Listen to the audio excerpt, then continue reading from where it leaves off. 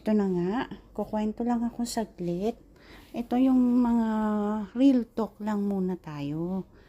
Ang buhay ko dito sa Israel, hindi naman madali. Sa akala nila, successful ka na. Akala nila marami ka ng pera, punong-puno ng biyaya, kagaya ng mga prutas na to, punong-puno, siksik, liglig. Ang alam lang nila. Hindi nila alam kung ano yung mga hirap ng pinagdadaanan ng isang OFW. Lalo na pag sinabing OFW, hindi ka naman kasi lagi nagsasabi kung ano yung mga nararamdaman mo, ano yung mga iniinda mo, ano yung mahirap, ano yung masakit, ano yung makati. Ang dami-dami. Pero wala kaming time magreklamo. Pero ang akala nila pag ganitong nakangiti ka, nakalabas ka, nakakita ka ng maraming ganitong bunga, akala nila successful ka na. Yung tipo na hindi mo na kailangan ng tulong ng iba, kahit pamilya mo nga, ayaw ka na nilang tulungan kasi akala nga nila successful ka na, mayaman ka na, kaya mo nang gawin lahat. Parang kang Wonder Woman, Wonder Superhero na hindi mo na kailangan ng backup, kaya hindi mo na kailangan ng anumang tulong kasi successful ka na. Ganito ang mga mindset ng mga taong nasa Pilipinas.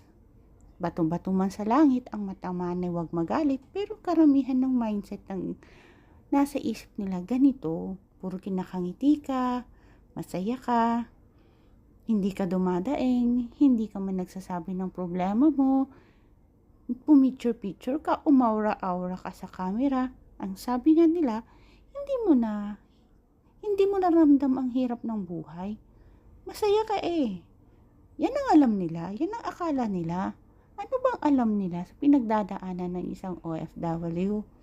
Pagkatapos ba ng ngiting umaura ka sa camera, hindi ka ba nagtatrabaho? Hindi ka ba nagsasakripisyo?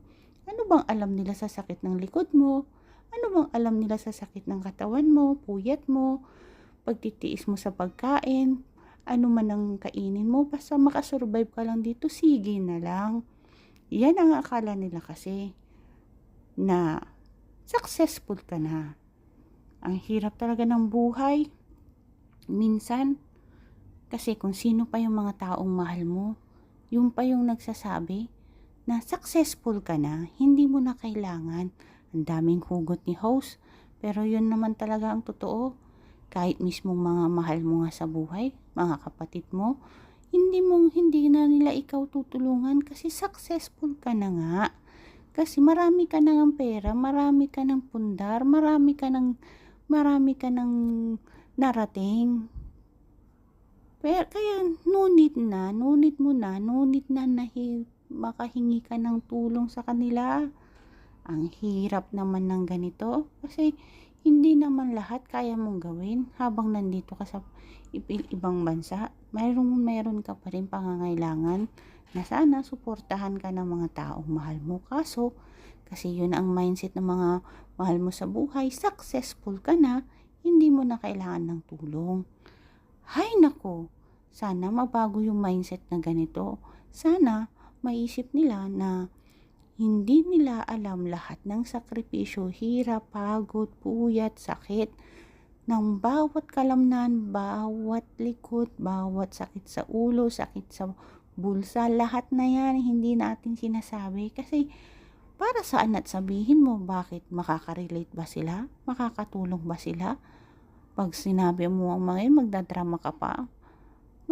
Loob mo lang mahihirapan. Kaya mas maigi, hayaan mo na lang sila. Gawin mo na lang yung kaya mong gawin. Tapusin mo lang yung dapat tapusin. Pagdating ng araw, pagdating ng panahon, na yung mga taong nagsasabing huwag ka nang tulungan kasi successful ka na, ipakita mo sa kanila na hindi mo mararating yung mga dapat mong marating kung hindi ka nagsakripisyo, hindi ka naghirap, hindi ka nagmalasakit, hindi ka naging masakit ang likod mo, dumanas ka sa maraming hirap. At least, alam mo na ginawa mo lahat ng paraan para umasenso sa sariling hirap mo. Hindi mo kailangan mamerwisyo ng ibang tao para ikaw ay tulungan. Kaya sana yung mga pamilya natin sa Pilipinas, ma-realize nila, hindi porke nakangiti ka, hindi porke marami kang pundar, marami kang nagagawa, marami kang pangarap, akala nila kayang-kaya mo na lahat. Sana maisip nila na hindi ganun kadali ang magpundar na walang makakasuporta sa mga taong mahal mo. Sana kunting suporta naman, kunting malasakit sa mga taong tumutulong sa inyo, sa mga taong nagmamahal sa inyo. Kasi hindi kami lahat sa bawat oras matatag kami.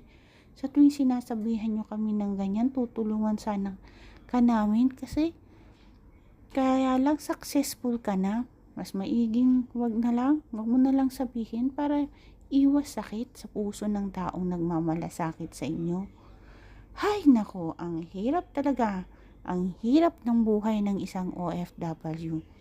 Hindi mo alam, wala kayong alam, hindi na dapat naming ipaalam. Kasi nagsasakripisyo nga kami. Ang kaso, ang hirap ipigil sa sarili kung hindi mo sabihin. Nandyan kasi yung mga taong naninilip kung ano man yung gusto mong marating. Gusto kang hilahin pababa. Gusto kang wag mong marating. Yung lahat ng pagkakamali mo isisilipin pa. Ay nako, buhay talaga ng Pilipino. Kaya sana balang araw mapago lahat ng mindset na to. At sana ma-realize ng mga taong mahal namin na hindi ganun kadali ang buhay dito sa Israel. Buhay ng isang OFW. Buhay na pinaghihirapan para kahit papaano mabago ang buhay nating lahat. Hindi lang yung buhay namin. Buhay nating lahat ng mga taong mahal namin. Sana kahit katiting na suporta man lang makaranas ng pagmamahal at pag-unawa naman. Hay buhay, masarap magkaroon ng pangarap at maabot lahat yun kung maramdaman mo sana ang suporta ng bawat isang membro ng pamilya.